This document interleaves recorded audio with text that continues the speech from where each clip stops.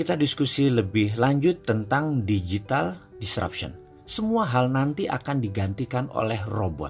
Apa yang bisa mekanik dan elektrik pasti diganti robot. Jadi manusia semuanya nanti bisa digantikan oleh AI.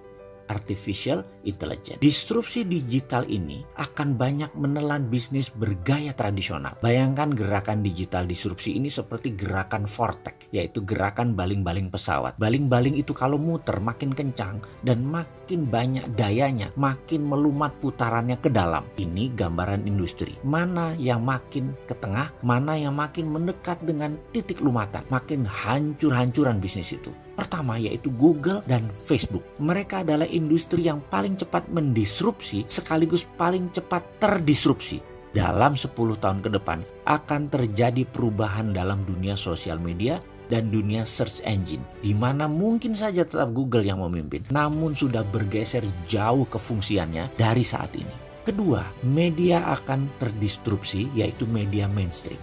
Kompas, Femina, Jawa Pos, RCTI, TVRI tidak tahu lagi sampai kapan. Namun di tahun 2030 rasanya semua itu menjadi dinosaurus, hilang. Contoh saat ini ya, Net TV itu tiba-tiba melay-off banyak karyawan. Persaingan mereka itu dengan individu yang asetnya minim.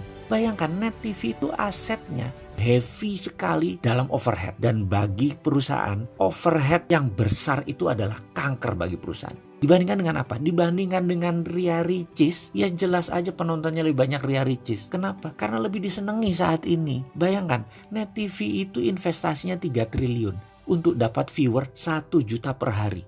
Channelnya Bosman Mardigu itu 1 juta juga viewernya per hari. Dari YouTube, IG, dan FB. Modalnya berapa? Kecil sekali. Atta Halilintar per hari itu 7 juta viewer. Deddy Corbuzier itu 6 juta viewer. Raffi dan Gigi itu 10 juta viewer per harinya. Modalnya nggak sampai semiliar. Bubrah itu semua media mainstream. Apalagi nanti waktu 5G hadir di Indonesia tahun 2020 dan 2021. Generasi milenial dan generasi Z tidak nonton TV. Nontonnya semua berbasis internet. Ketiga, apa yang terdisrupsi? Retail shop.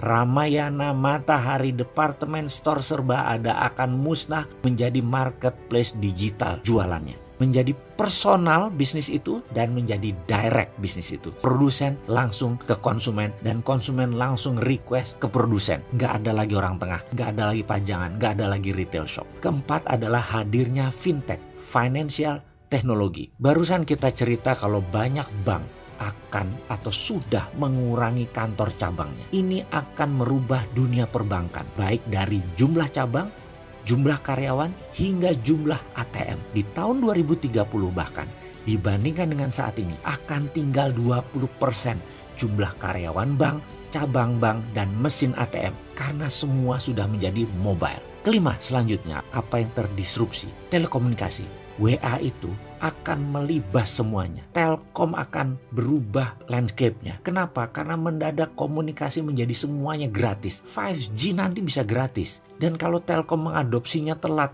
baru 2045, Singapura sudah mengadopsinya sekarang, maka di tahun 2021, telepon kita bisa 3. Salah satu teleponnya adalah Singtel. Karena kita nggak bisa tahan lagi, udah pakai satelit. Semua wilayah Indonesia di cover dan gratis. Mampus itu Telkom.